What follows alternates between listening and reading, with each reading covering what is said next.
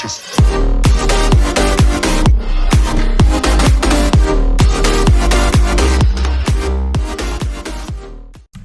Johnny Murray here, and welcome to a brand new video. And today is going to be a special one because we are closing out 2021 with my top 15 games of 2021.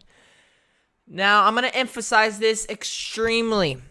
This is my top 15 games of 2021. My personal favorite. I am not grading what games I think are the best, because if I had to rank that, I'm honestly giving it to Forza Horizon 5. I'll be real with you. I'm probably going to give it to Forza Horizon 5. But that's not what I'm grading. I'm grading my personal favorites. My personal favorite games of 2021. What games would I play the most? What games did I enjoy the most?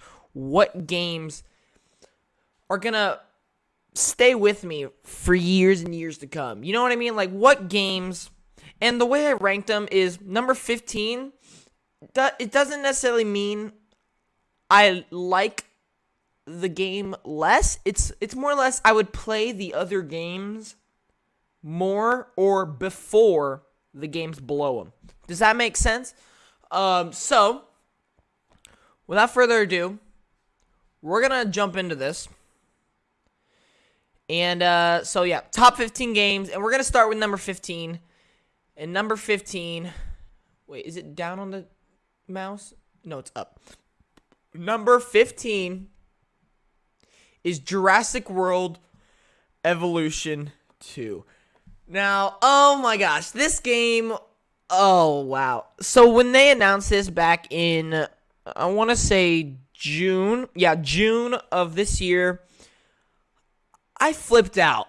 It probably was one of my best reactions of the year, to be honest with you. And that's for the fact that I am a tycoon-aholic. I love tycoon games. The games where you get to build your own park, where you get to design your own things. You get to operate your own systems. Like, it is one of my favorite genres. I cannot tell you how much I love tycoons. And on top of that, I am a dinosaur nut. I love dinosaurs. Like, I know so much useless information about dinosaurs, and it's just really, really cool that we get to do this tycoon game with dinosaurs. Now, I played the first one. I played Jurassic World Evolution 1, and I loved it. I absolutely loved it, but I did think it could be better. I did think that they could improve on what they built in the first one. And I think they absolutely did. Way more content. Gameplay features definitely improved. There are a lot more trinkets that really help out your experience. And, even the story mode was kind of entertaining. It just was really short. That's my only big thing about the story mode. But the thing that puts it at number 15, because from what I said, it just sounds like the perfect game, right? No. The thing that puts it down is it requires one heck of a grind in order to unlock stuff. You can't really play sandbox mode until you unlock, like, almost everything. And, which I'm okay with this, and while, yes, I have been grinding, and while I will finish it, it's like something like, yo, I want to go in there, I want to start my brand new sandbox mode, but you can't really do that. You're very limited at the start, and there are certain game modes. Like, for instance, I personally didn't find Chaos Theory to be, like, amazing. It is definitely good. I'm glad they added it. It's a fun little thing to do. But I would have liked to see more with Chaos Theory. So, yeah. Anyway, I really like this game. It's probably one of my favorite tycoons behind Planet Coaster. Frontier did an amazing job making an ultimate Jurassic World experience. And I cannot wait to keep on playing it, /DLC/content updates. But yeah, we're going to go on to number 14, and that is Far Cry 6. Oh, man. Okay, so this one's a little bit of an interesting one because there are a few things about it that are interesting to say the least when it comes to how I felt about this game. When they first announced it back like last year, I was hyped. Man. Let me just say this. I'm not the biggest Far Cry fan. I'll say that. I've played basically all of them. I will say I haven't played the first or second one. I'll say that. I haven't played the first or second. Actually, I might have played Far Cry 2. I don't know. I haven't played the first or second one, but I did really, really love Far Cry 3. Far Cry 4 was fun. Far Cry 5 was absolutely blast. And Far Cry Primal, I even enjoyed that game a lot.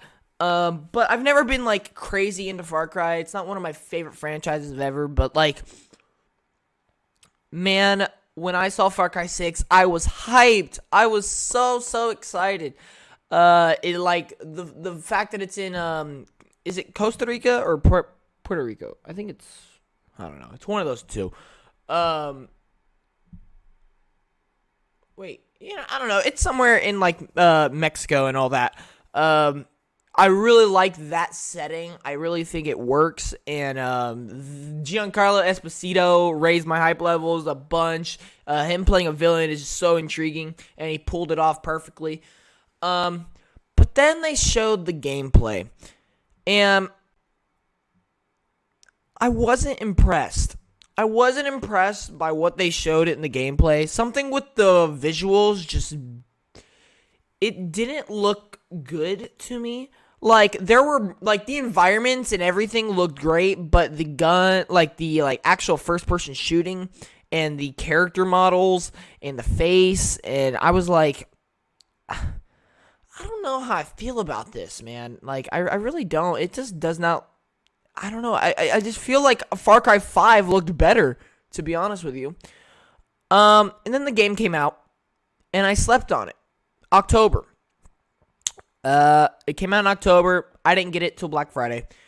And, well, I can say this with confidence. I got the game, and I was extremely wrong. Which is happened to be the case with a couple of games this year. I just completely failed on my expectations for the game, and this was one of them. I love Far Cry 6. Like, honestly, the only reason Far Cry 6 isn't higher is the fact I'm not crazy about Far Cry. Like, all of the games above I would probably play before I played Far Cry. But man, I loved your main character, Danny, whatever, Danny. What? Be quiet. And the villain, Giancarlo Esposito, pulls it off. Oh man, it's a really, really good game. Like I said, I love the setting, and the gameplay is actually good. I have to say, the gameplay is probably one of the best parts about it. I would argue the visuals are the best. And then gameplay says second. I definitely think gameplay is really, really good. But if you haven't played Far Cry 6, make sure you do that. Do not sleep on it like I did, because it's actually one heck of an experience. But coming in at number 13, Forza Horizon 5. This one really pained me. I originally wanted this to be in the top 10. But there are so many other games, and the problem is I'm not the biggest car or racing fan. I just like them. I just like I just like cars. I like looking at them. I think they're really cool. I like designing. That's my favorite part about it, is I love designing them. I love customizing cars, and then going into this open world and driving them and using them, doing races. And races are fun. I will say there are a few racing games that I absolutely love. But the thing is, like, I'm not a diehard car racing fan, so I can only expect so much when I go into some of these games. But I have to say, this game is an absolute. Like, honestly, this game is a masterpiece. It is a masterpiece. And that's not, like, that is my unbiased speaking. This game is an absolute masterpiece. Playground Games created a spectacle with Forza Horizon 5. They took Mexico and put it into our hands. It is phenomenal. The cars are next level. The gameplay is just so fun and addicting. You can literally just drive on hours on hours on hours on hours and not get bored because there's so much to do in the Mexico that they built. And even the goal of the game is quite it makes you actually want to do it. Go to all these different festivals, complete all these challenges. It's really, really a special experience. And I promise you, even if you don't like cars, even if you don't like racing, please play this game. I know multiple people who don't care about those things at all, and they played this game and they love it. It's truly something for everybody, I would say. And I truly, if this wasn't my personal favorite top 15 games of the year, this would be number one, I would say. I don't it is quite a masterpiece. But we're gonna get on with number 12, I believe. Number 12, Pokemon Brilliant Diamond and Shining Pearl. Woo! What a lead up to this game. So, announced back in February of this year, they announced this and the Legends Arceus game at the same time. And I gotta admit, I was way more hyped for this one than I was when they first announced this game. Everybody was torn. The Pokemon fan base was split like always. People loved the art style, they loved the visuals, and then people hated it and despised it and said Pokemon's stupid. I'll be real, I loved it from the very start. I did think that it needed some work. I think it needed some polish, maybe a few updates to it, like an outline or something. But I did love what they were trying to go for, bringing the old, fresh Pokemon back into our hands. And, ladies and gentlemen, when it came out, it proved everyone wrong. I'll say that. It didn't prove me wrong because I loved it from the start. I thought it was going to be amazing, and it was. But here's the thing with it is they did do a massive update to the visuals before it came out. They did. If you look at the very first trailer and you look at what it is now, like a month after its release, it is night and day. It is so much better. It's still the same art style, but the visuals just look a lot better. But apart from the visuals, the game captured everybody. There are still some people who aren't necessarily on board with it, but it's a lot less than what it was. I know a couple of people personally that did not want to buy the game because they just didn't like what they were trying to go for. They thought it was going to be bad, and it turns out they love it. And that's for the same fact, it's just a really, really good time. If you're a Pokemon fan and you played the originals, and if you love classic Pokemon, you gotta play these because it just brings back all the good memories of playing these old Pokemon games. Classic top-down, and, it's chibi goodness. It's really, really fun. And Gen 4 has always been my favorite generation of Pokemon. And so I was so excited when we finally got the remakes. And I can't wait to finish it, personally. By the way, I should probably state this. I have put at least 10 hours into each of these games on the list. So I'm not just saying that because, I think it looks good. No, I have played these and I can give a definitive answer and / review on all these things. But anyway, moving on to number 11, Riders Republic. It just missed the top 10, which pains me, but I don't know if I could put it any higher, to be honest with you. I don't know, and it's for one main reason. The one main reason I can't put it higher,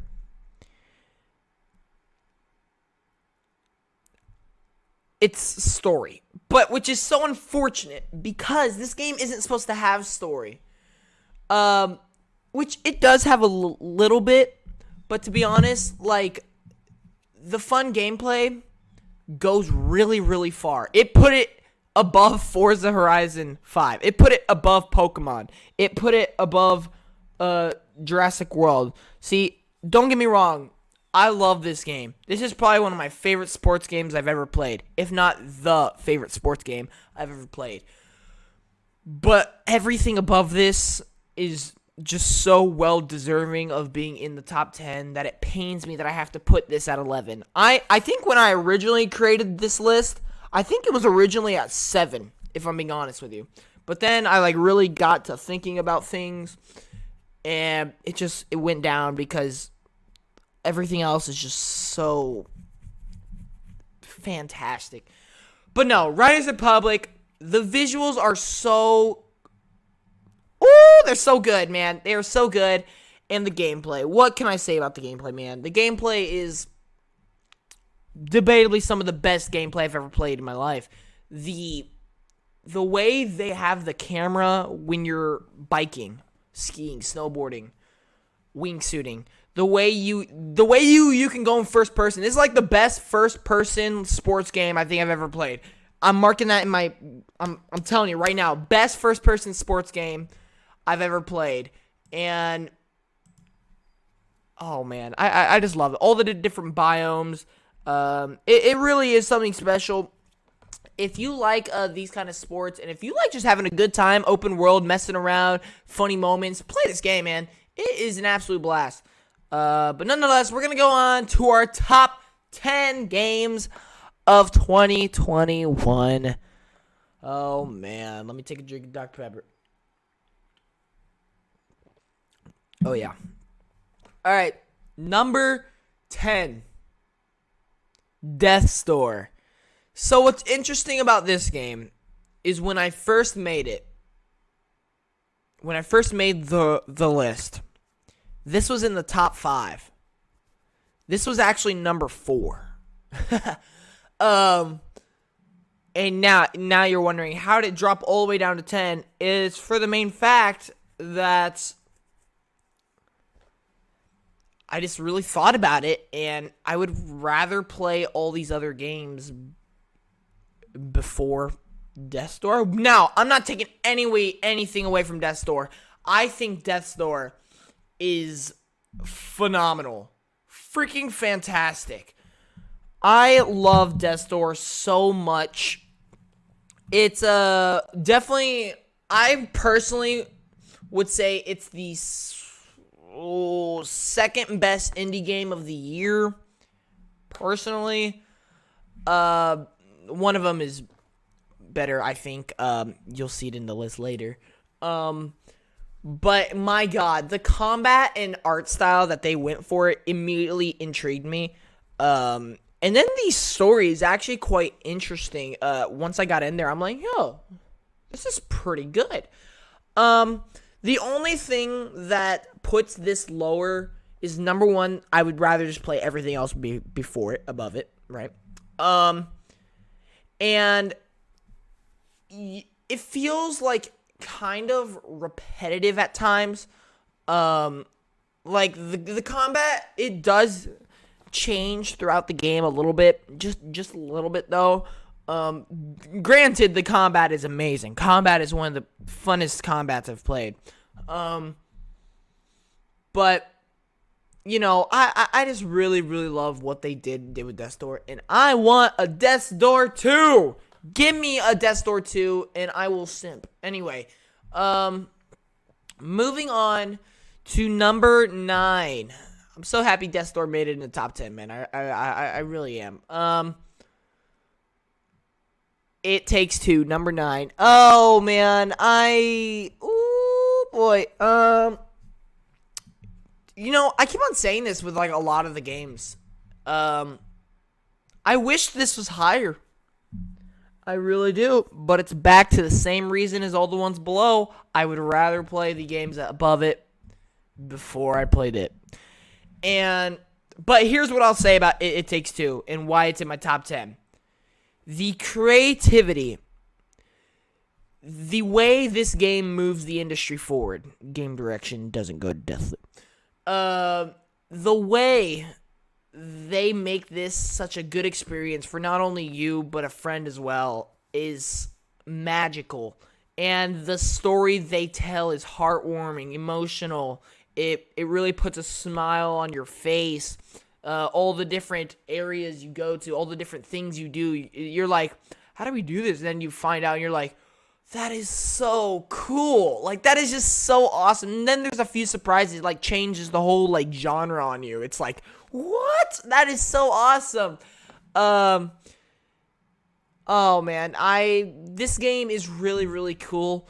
Like, this is actually a 10 out of 10 masterpiece. It really is. It's just not something, like, I would instantly put in. Like, if I got 100 games, I wouldn't be like, yo, I gotta play this game right now. No. I would probably wait just for the fact, it's like, I don't know. It's just certain things like this don't, I don't know. I don't really know what I'm trying to say, but you get it. I think it's a 10 out of 10 masterpiece, and that's not me trying to fairly grade it. That's my personal opinion. I actually think it's a 10 out of 10 masterpiece. But man, this game is gold. It is. You guys just gotta play yourself to find out. Like, it's amazing. Moving on to number 8, Psychonauts 2. Okay, so this was like an interesting moment for this game because this was like the first party Xbox game releasing in like 200, 300 days. And man, did it deliver. Do I think it's like a 10 out of 10 masterpiece? No, I do not. I would actually personally give it an 8.5 out of 10. I would give it an 8 point. No, I think I would give it a 9 out of 10. A 9 out of 10 for sure. This is one of the most creative games I've ever played. Not for the fact that you get to build whatever you want or you get to do whatever you want. No. The level design, the character design, the enemy design, the setting, the end goal of the game, the story, everything is the definition of creativity, uniqueness. And that's what really thrives this game is you're not just hopping into another platformer.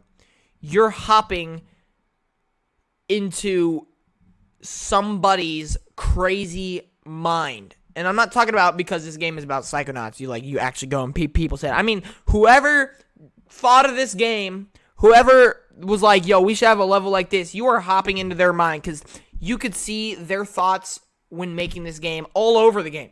You could just see it. You look at something like, who the heck thought of that?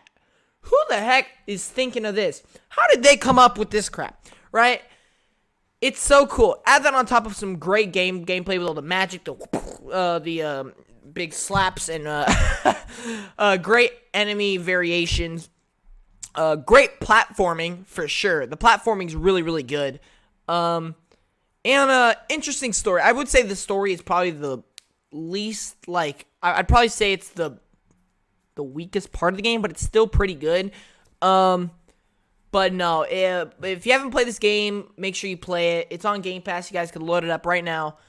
But anyway, we're moving on to, what is this, number 7? Is this number 7? Kena Bridge of Spirits. Oh, I love this game so much. Oh my gosh. This, it's so crazy. This year, I gotta get this game right now. What game are you talking about? I'm just now reading this. I'm not sure what game you were talking about there.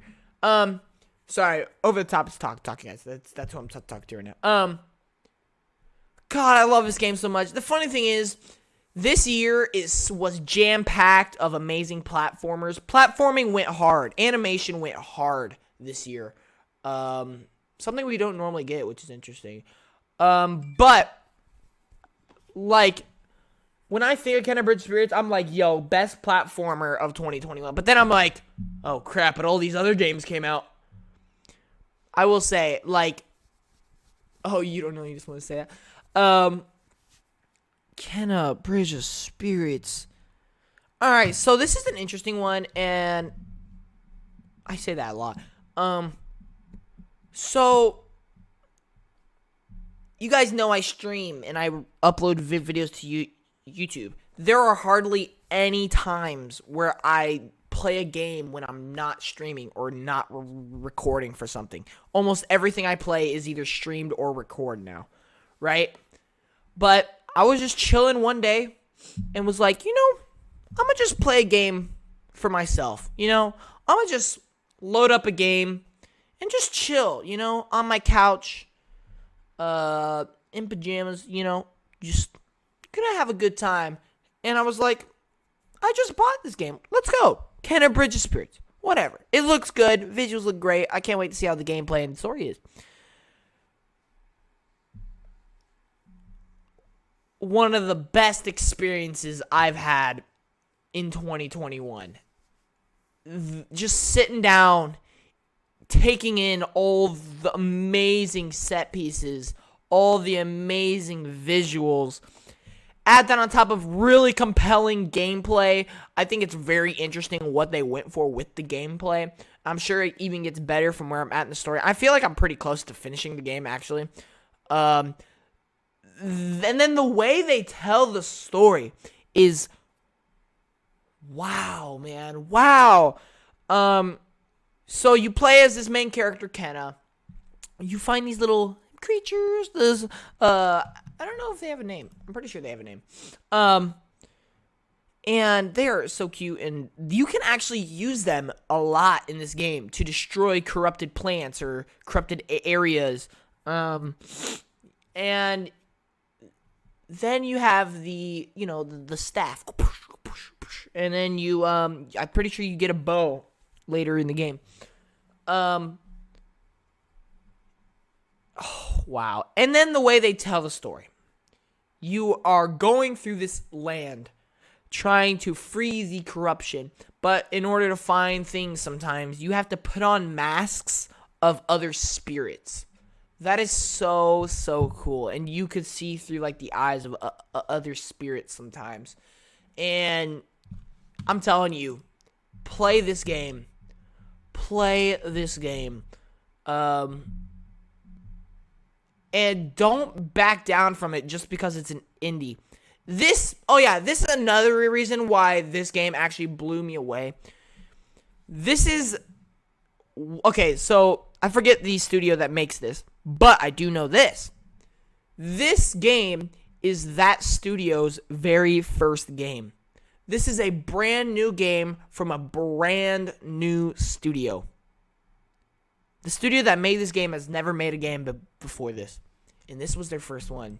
And it is, in fact, a 10 out of 10 masterpiece. Moving on to number 6. Whoops. You guys may have gotten a little spoiler there.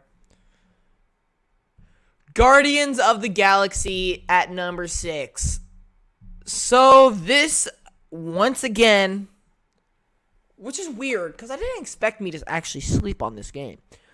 I was like, yo, Guardians of the Galaxy, let's go. My favorite Marvel movie. Well, not anymore. No Way Home is now. But Guardians of the Galaxy has always been my favorite movie of all time. Just the fact that there were these characters that no one really knew, to be honest with you, and you fell in love with them instantly. And then they announced the game from Square Enix. And then they announced that you could only play as Star-Lord, but use your other companions to use attacks. And it was like, interesting, but is that really what we wanted? And so I came to the conclusion I would just wait for Black Friday. Well, let me tell you, after playing this game, apart from Spider-Man, this is probably the best superhero game I've ever played. And Batman Arkham City. Arkham City is like one of the best of all time. I can't believe it. Like I said, Guardians of the Galaxy is my favorite, well, was my favorite Marvel movie of all time for a long, long, long time. And I went into this game, and after playing it, I fell in love with the characters once again. I really, really did. That's honestly the main thing that drives this game for me, is the characters. I want to spend time with them. I want to get deep into their personal life, which sounds weird, but you know what I mean. And I have to say, Drax, the Drax in this game might be one of my favorite video game characters ever. It is amazing what they did. They did a comic accurate. So I actually read Guardians of the Galaxy comics. I collect them. And they did Drax so good in this game. Oh, thank you, Square Enix, for making Drax one of the most hilarious, intimidating, fun, strong characters in a game. I love Drax so much. He makes so many jokes about, like, why don't we just kill this? And it's like, because you died. He's like, yeah. It's like, what? You're this guy. He is amazing. He is amazing. But no, everyone is actually really, really good. Rocket's just great. He's very similar to his MCU. Groot is actually more. I would say he's mixed. He's like a little bit more comic accurate, but he's also very MCU related. Star-Lord's still pretty MCU related. Gamora is comic accurate. I will say that. Gamora is comic accurate. I'm just not quite sure about the voice actor, personally. I think she did a good job, but I think there were better options, to be honest. But no, Guardians of the Galaxy, really good. The story is also very, very interesting. It is a very comic Guardians of the Galaxy story, and I love it. It won Best Narrative, which was really, really cool. And then the gameplay is actually really good, where you only get to play Star-Lord, but you use everyone. It's actually very, very addicting, and I like it. But anyway, going on to number 5, you guys may have already gotten spoiled, and a lot of you are going to have issues. I know one friend particularly that's going to have a real issue with this one. And honestly, if this was my bias, like if I was completely biased, this would be top 3. Actually, I don't know about that. I don't know if I could put it above the top 3, actually. Anyway, moving on. Number 5. New Pokemon Snap. Okay. Yes, I am biased towards this game, but that is because it's my personal opinion. It is in my top 5 games of the year. Like, that's all I can tell you. The original Pokemon Snap was probably the first game I've ever played in my life. The first video game I've ever played, which means a lot for someone whose life is all about video games now, whose passion is all about games. There is no plan B for me. Like, my life is going to consist of video games, and if that goes south, I don't know what else to do.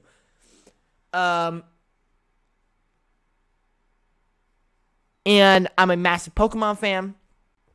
This was a game I would always wait every summer to go play with my uncle in Chicago. And then they announced they're making a new Pokemon Snap game. My heart sank. My heart sank as soon as I found that out. Sank in a good way, though, I will say. It sank in a good way. I counted down the days till this game came out. I counted down the days till this game came out. And it came out. I'm in December. It came out in April. And I can confirm this right now. All these months later, I truly believe this is the best Pokemon experience you can ever have, my friends. It's so hard to explain why this game is so good. You just take pictures of Pokemon. But I like to think that is exactly why it is the best experience ever. Do I think it's the best Pokemon game of all time? No, it's not the best Pokemon game of all time. But it is the best experience. If you love Pokemon, it is the best experience you could possibly have. And it's not just the visuals. It's not just how many Pokemon are in there. It's not just taking pictures. I actually think this is a very underrated part of the game, and that is the story. When you get to the climax of the story, you have all these ideas, like, what could it be? What is it? Like, oh my god, when? How? You know, like, it's like, there's all, you find these clues throughout the game that lead up into this one massive climax. And I know specifically on stream, we had one of the craziest moments I've ever had on stream. Is like, we were all guessing, who is it? Who do you guys think it is? And then one of them was actually right. And it was like, whoa, you were right. Like, it's awesome. They do such a good job diverting all expectations to the actual picture taking part, that when you get to the climax of the story, you're like, wow, that is awesome. But truly, it is one heck of a game. I just wish they would add more to it now. But no, number 5, it makes it in my top 5. In my heart, it makes it top 3, but I gotta be somewhat fair, right? But anyway, let's go to number 4. Metroid Dread. God, man. So when they announced this game, it was at E3. And I'll say this: apart from Pokemon Snap, this is the most hype Nintendo game I've ever wanted. Like, this is the Nintendo Switch game that I've wanted the most throughout its entire lifespan. Like, I've never wanted a Switch game more than Metroid Dread. And that's for the main fact, I was never crazy about Switch until, like, maybe a year and a half ago. And that's when I started playing all of them, getting caught up with the generation of Nintendo. And then they announced Metroid Dread, and I was like, I don't know if I've ever wanted a Switch game more than Metroid Dread, apart from Pokemon Snap, of course. And when they came out, Metroid is now, apart from Pokemon and maybe a couple other, Metroid is one of my favorite Nintendo franchises, strictly because of this game. I want to go back and play all the other ones, but I'll get to those eventually. Metroid Dread is great. To the atmosphere, to the characters, to the enemies, to the setting, to the gameplay is so good, to the story, which is so compelling and so interesting. This is a 10 out of 10 masterpiece. Metroid Dread is so good. To the Emmys. The Emmys are one of the coolest, like, enemies, like, ever. They're just so cool. Metroid Dread. Samus is like, and it's so good because this game, people have been wanting a new Metroid game for ages.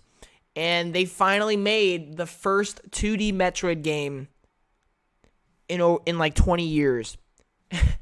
And they delivered. I can tell you right now, they delivered. Arguably one of the best Metroid games of all time.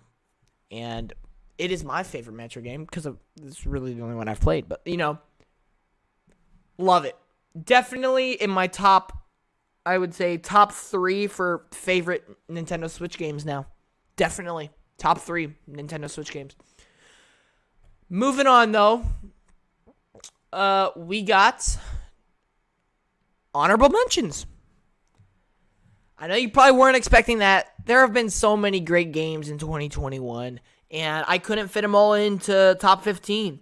So, honorable mentions they are. I will say, the honorable mentions is kind of a list by itself. I start at the weakest and then I go up. So the last honorable mention is the one that like almost slipped into the top 15, just didn't quite make the cut.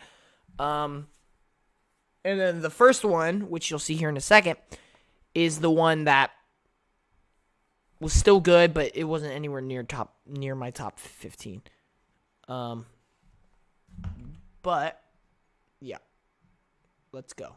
So honorable mentions: Lost Judgment. I'm a huge Yakuza. I'm not huge, but like I'm a big Yakuza fan. I love them, and then I love Judgment as well. And then they announced a sequel. I played it. It's really good. It's just not something that like I would want to play before any of these other games. It's something that I'll play on my own time when the time comes. But no, it's really good. If you guys love the Yakuza, you're gonna love Lost Judgment. It's really good, and the combat is honestly the best part, I'd say. But moving on, then you got Mass Effect Legendary Edition. Basically the trilogy remastered, and they did a really good job. This is probably one of the best collections I've ever seen with the remaster, with the value that you get for the game. It's actually really, really good. Like, it's crazy how they made these games better because they are, like, just amazing. Oh, you guys may have saw some. Chivalry 2. Man, this game is so fun. I love this game so much. It's just it'd be so unfair putting in the top 15 because it's strictly just a multiplayer, like, gory, crazy game. But it really is a really good game. One of my favorite games that came out this year. It's hard to put it in the top 15, you know. Pokemon Unite, again, really, really fun multiplayer game. Pokemon tried something new, and I think they absolutely delivered. This game did blow up when it first came out, and they are still doing really good updates to it now. I can't wait to start playing it again. I'm going to be going back to it very soon, and I cannot wait because this game is really, really fun. Knockout City, once again, another multiplayer game that blew up this year, and I would say this is the best multiplayer game that came out this year. Not like mainstream. I would say like not mainstream multiplayer game. Because obviously I think mainstream goes to Halo Infinite. But Knockout City took everybody by storm. It's like, oh, yo, EA's doing another one of their multiplayer games. No, this game actually rocks. This game is really, really fun.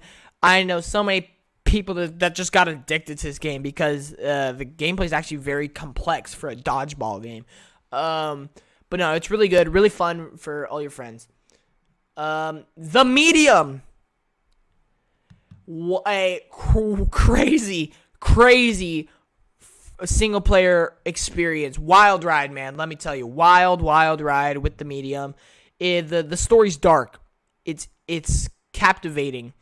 The gameplay is very unique, I would say. Very Resident Evil-like, but the way you have two realities, like one on each, like it's like split screen. We have a reality on each screen.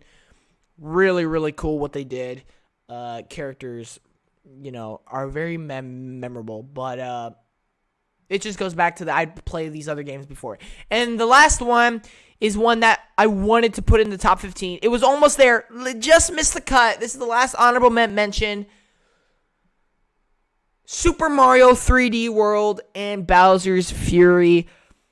I love Bowser's Fury so much. Bowser's Fury might be one of my favorite 3D Mario 3D platformers. The fact that, this is biased a little bit. This is definitely biased. Bowser Jr. is my favorite Nintendo character. Bowser's up there as well. And you get a game pretty much focused on them. And the actual platform is great. The story is there. It's just not like a big chunk of it. The music's phenomenal as all Mario games. And then even the Super Mario 3D World, me and my family actually played that for a while. It's just really fun, but it is just a port, so it's hard to do anything crazy with it. But no, if I think if Bowser's Fury was longer, I think it definitely would be in the top 15. It's just kind of like a DLC that I'm ranking here, but the DLC is just that good that it's this high. But no, really, really good game. Just not in the top 15 for me. Moving on to the top 3 games of 2021. My top 3 games of 2021. Oh man, this is this is awesome. Number 3,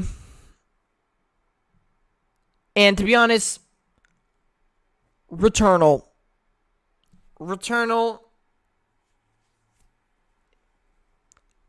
Wow. Returnal is... I don't even know what to say about this game. Returnal rules, guys. Returnal rules. I don't know, why. I don't know how a game like this could be so good, but it just is. Guys, it just is. The opening is one of the best openings I've ever played in my life.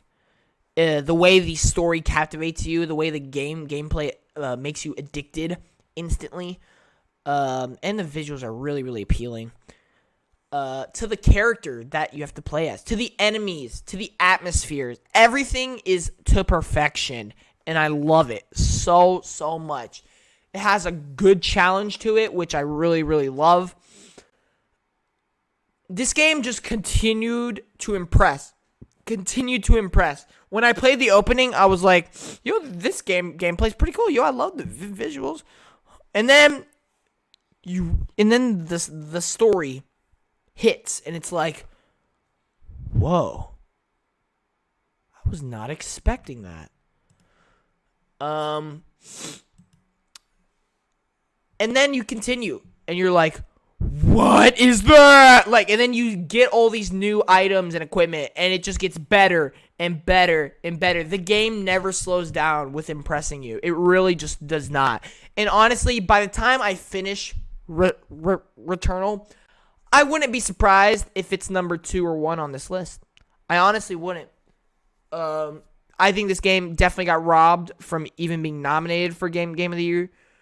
Honestly,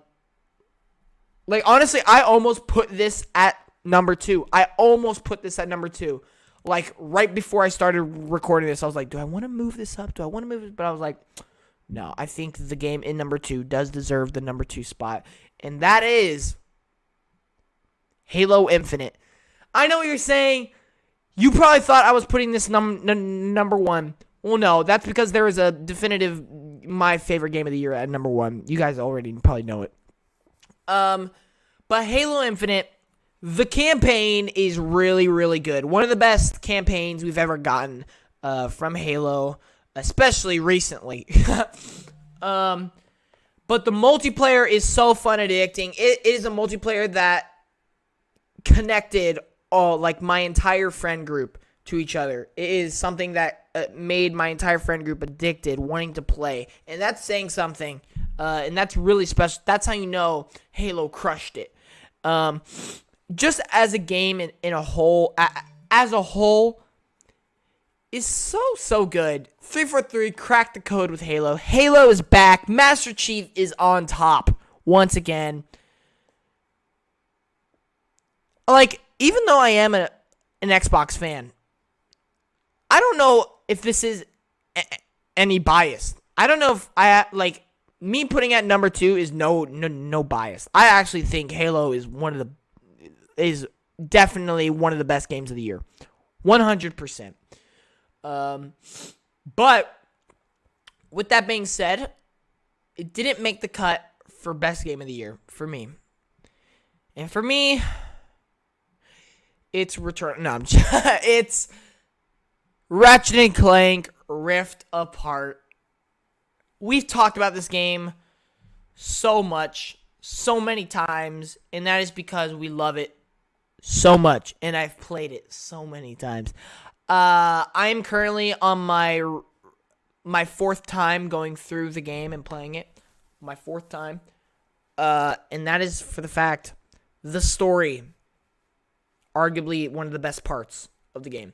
The gameplay, arguably one of the best parts of the game. The visuals, arguably one of the best parts of the game. It is, in my opinion, Ratchet & Clank is a definition of a masterpiece. And I love this game so much that I think this is my favorite platformer I've ever played. I truly do believe this. That's like no bias speaking either. Like, cause if it was my bias, I'd probably go with like Mario Odyssey or like Sonic Unleashed or something else like, I don't know. But no, I like, after playing this, I was like, I think this is my favorite platformer that I've ever played. After playing it a second time, after playing it a third time, and on my fourth time, I still believe this to this day. The way they make you fall in love with the characters, even though you already know them. The way you find new characters and instantly get attached. The way you're playing the game and the combat just feels so good. The way you traverse the world and you just want to keep on exploring, keep on collecting. The way you go through the story, stakes are high, drama's high, humor is insane. And the way the visuals just make you drop in awe. Truly a 10 out of 10 masterpiece. My favorite game of the year. It is something special. It is something special. Please play the game. Yes, it's a platformer. Yes, it's like a Pixar-looking game. I don't care. This game is amazing. Amazing. Just absolutely fantastic. But that is going to do it for my list of top 15 games of the year plus honorable mentions. Thank you all so much for watching. 2021 has been a great year for gaming, but like I've said tons and tons of time, 2022 will be the best year for gaming. I'm telling you right now, it just will. But thank you all so much for watching, and I will see you guys in the next one. Take it easy. Peace. By the way, guys, I just remembered this. Sorry for the weird little cut there. I was going to announce at the end of this that we are going to be starting actual reviews here on the channel, like full-on, in-depth reviews on the channel. And I decided that I would start by doing the top 15 games that I put on the list. So I will be doing full, in-depth reviews on all 15 games that are in my top 15. And then expect every game that I play throughout the year to be on this list, to have a review as well. So we're going to be starting reviews. I might even incorporate movies soon, just to put a little more variety here on the channel. But yeah, some of them will also have some guests, people who also want to talk about the game.